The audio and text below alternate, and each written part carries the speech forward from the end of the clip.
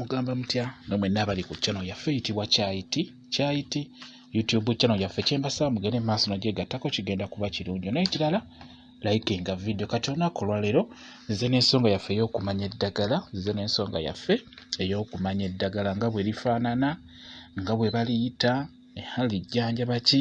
Olunaku olwaleero mbaleetedde eddagala liyitibwa omwoloola oba omulongoosa. Omwoloola gulina amannya abiri, gulina erinnya ery'omwoloola wamu n'omulongoosa. Omwoloola bwe gutyo bwe gufaanana nga bw'ogulaba. Omwoloola gubeera muti gwennyini bagusimba nnyo ewaka nga bw'olaba ekifaananyi ekyo ekitambula. Gubeera muti gukulira ddala ne gukulira ddala. Era abasinga mu byalo eyo ebbali bagisimba nnyo mu luggya ne gukola ekisiikirize wansi. Mulungi nnyo omuti ogwo, ddagala nnyo. Omwoloola okusookera ddala abasinga bagumanyi nnyo ku nsonga y'ekyogero eky'abaana abawere. Bagukozesa nnyo ku byogero eby'abaana abawere naddala abaana abawala. Ku kyogero bafunako bibajjo, bafuna ebibajjo ebyo bulungi ne bisekulibwa ne babigatta mu kyogero ekyo eky'omwana omuwere. Kati omwoloola ogwo osobola okugunaaza omwana ng'akyali muwere n'oba awezezza tugeze emyaka 2, emyaka 6, naddala omuwala osobola okusigala ng'omunaaza ku mwoloola ogwo. Mulungi nnyo ku mwana omuwala. Omwana anabye ku mwoloola abeera mwana wa mikisa. Omwana aba n'emikisa. Mulungi nnyo okunteekwa mu kyogero ky'omwana omuwala. Naawe omwami ng'oli muntu mukulu osobola okugunaabako, oddira ebikoola ebyo nga w'obiraba n'obikola ki, naawe omwami n'omukyala n'obiyenga n'owonaabakokko kijja kuba kikuyamba ku nsonga eyo.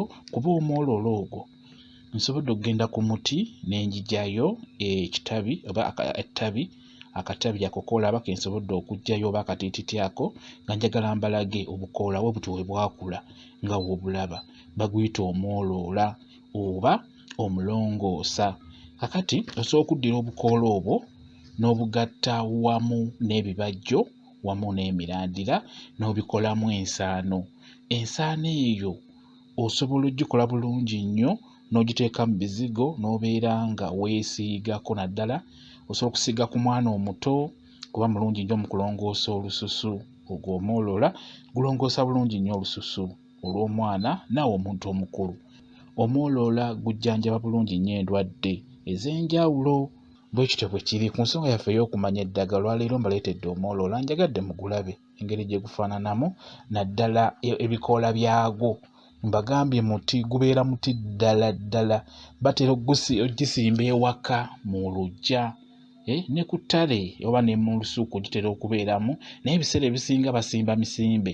Ebiseera ebisinga oli aguleeta n'agusimba ewaka n'agusimba emabbali w'oluggya oba mu luggya makkati, kuba omuti ogwo mulungi nnyo we gubeera ewaka. Ebiseera ebisinga bingi bye muwona gukwata nnyo ebintuntu ebyo ebyonziira, bituukira nnyo ne biwummulirako ogwo omuti ne bitabakosa mmwe ab'ewaka.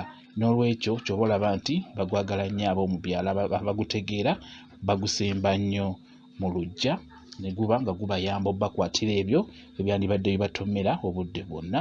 Bwe kityo bwe kiri gwe bayita omwoloola, bwe gutyo bwe gufaanana. Ku nsonga yaffe ey'okumanya eddagala ndowooza mugulabye bulungi nnyo. Bwe kityo bwe kiri.